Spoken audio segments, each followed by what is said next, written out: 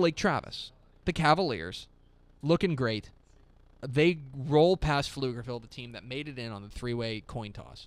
They roll past Pflugerville last night, 48-0. And here to talk about that and many other things regarding Lake Travis is the head honcho of the Cavaliers. It is Coach Hank Carter. Coach, how are you? Man, I'm doing great. How are y'all doing? Doing great. Congratulations on the win last night. You hold Pflugerville to 123 yards of offense, posting your fourth shutout of the season. I imagine that it was a happy morning in Cavalier land. It is. It's anytime you go to a playoff game and you're able to get a victory, we're all elated and excited, and really proud of our kids. It was also a neat deal. It was the last home game that our seniors have ever played here, and so to go out with a big win like that was huge. It was an awesome night. The other side of it, obviously, your offense had a very nice night. Things, you return the opening kickoff to get into, range, and then obviously kind of roll from there.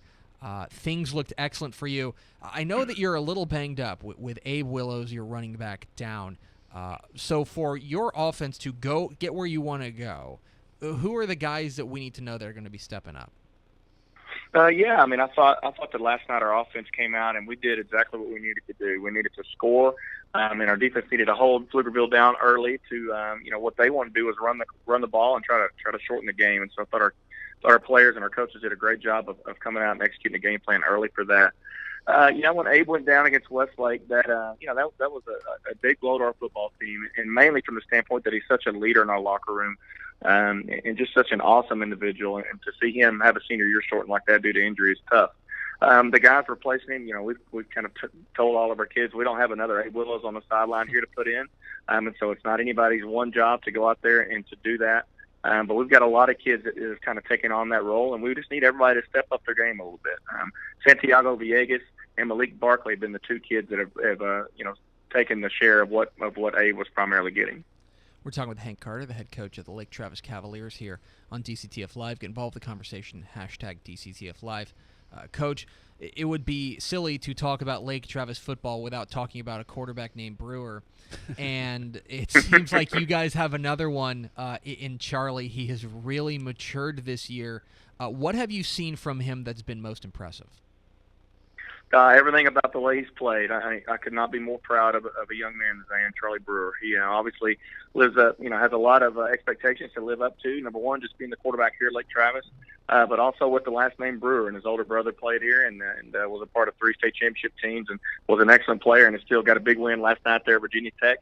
But I think that Charlie has just done a great job of handling everything. He's come in and has been the leader of our offense and has distributed the ball when needed to, but he's also made a ton of plays with his feet and really has just picked up the offense. This is our second year with our offensive coordinator, Mike Wall, and just done an awesome job. I could not be more proud of him and excited to see him continue to grow and mature. He's only a junior, and I really feel like he gets better every game, and so we want to keep that going.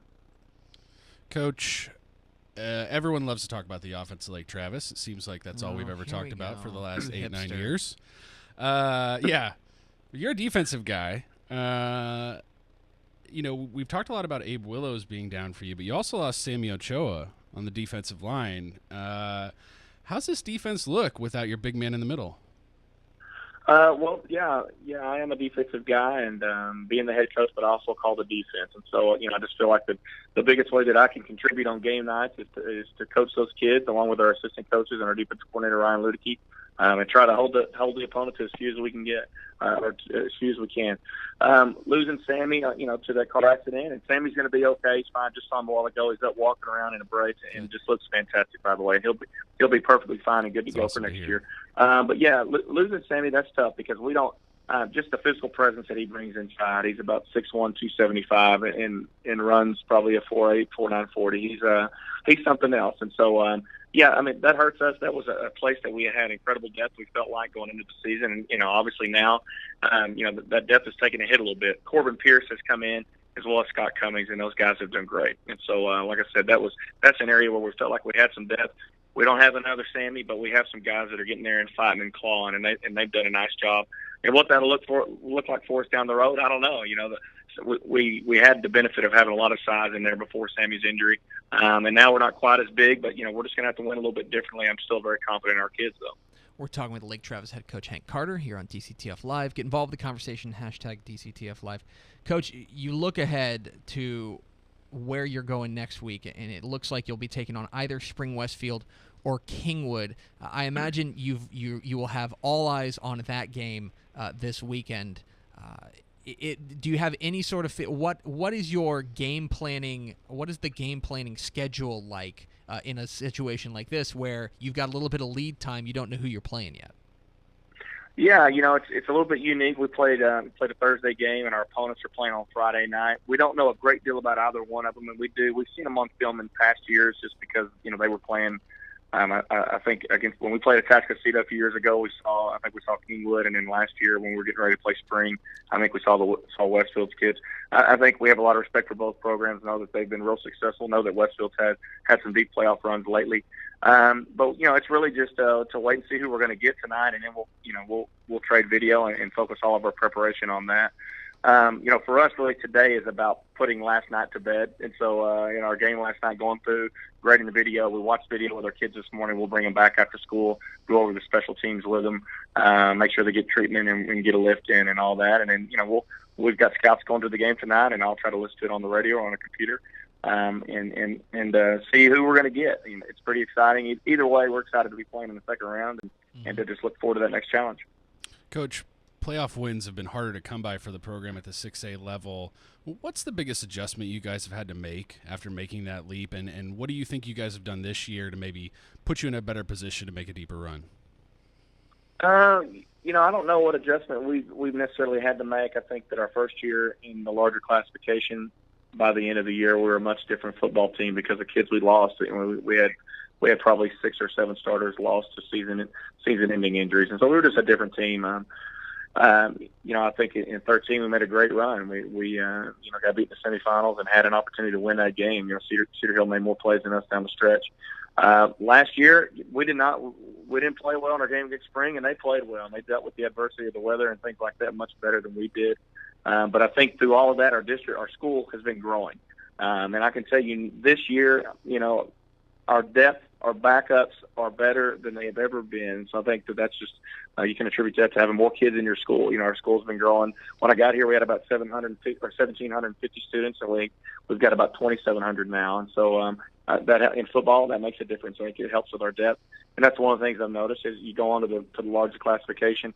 Injuries are a part of this game. They are 100% going to happen. And I think the more depth and the more talented and skilled players you have, the better you are equipped to deal with injuries when they come up. And that's been something that's affected us.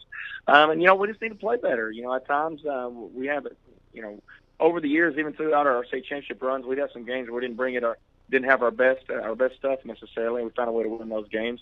The last couple of years we haven't been able to do that when we didn't bring our best stuff, and that's just something we've got to do a better job of coaching and playing. And hopefully this year we'll make a good run here.